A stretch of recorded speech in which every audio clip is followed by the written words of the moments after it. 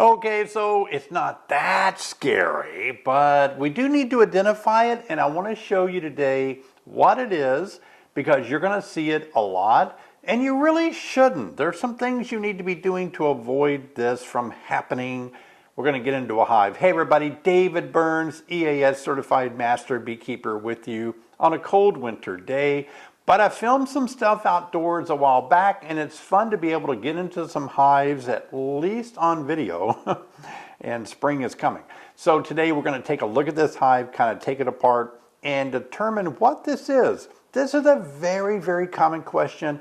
People see this and they freak out. I have a lot of Bee Team 6 members, around 200 across the country, a part of my mentorship program. And this is a common thing that people will send me a picture of, and they'll ask me, what is this? What's going on? What's happening? And so today we're going to find out what it is. Let's take a look. We call it burr comb. Generally, this is always filled with drones.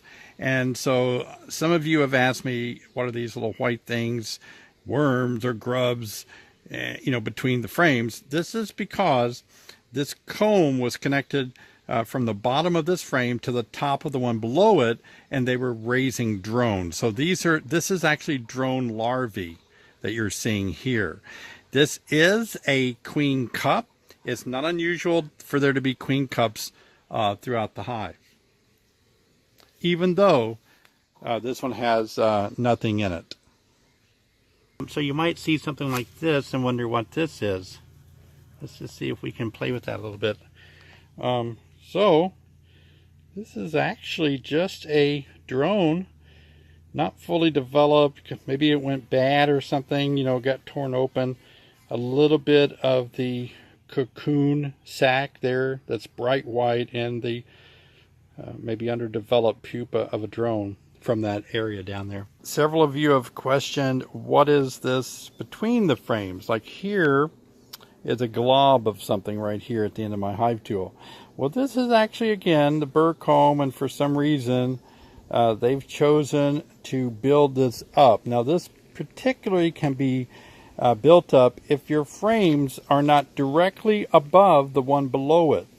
10 frames can be scattered or shifted, and that may create a little space, as in this case here.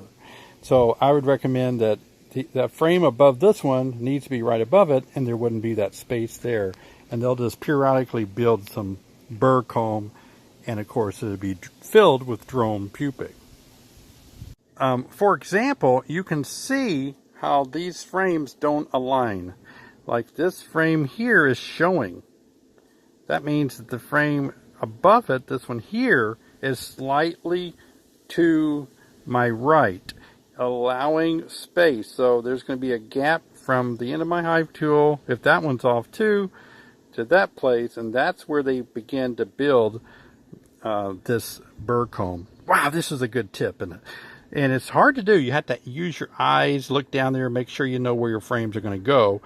But anyway, good tip on preventing that burr comb between frames is to line the top frame up with the bottom frame, because there is spacing. I don't know if you can see it in the hive, so let me show you with some frames here that I have available. These frames that I was trying to explain, whether they're mediums or super frames, it doesn't matter, but let's say these are 10 frames here in your bottom deep. Then you're going to, well, this can be supers also, but when you align the next box, the frames in the next box, look at this.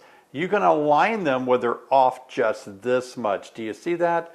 It's not much at all, but it's enough that this misalignment is going to cause there to be burr comb built along this area right here. And that's a problem. That's where these things start developing drone comb right there. And see how much that's really not off all that much, but it is enough to make it off just that much where it's a problem.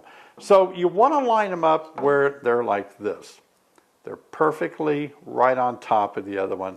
And that way the bees really don't have any space at all. If you look at the space between the frames, they'll be up a little bit because they're on the frame hangers on the boxes, but just enough to have some traffic for the bees to walk through.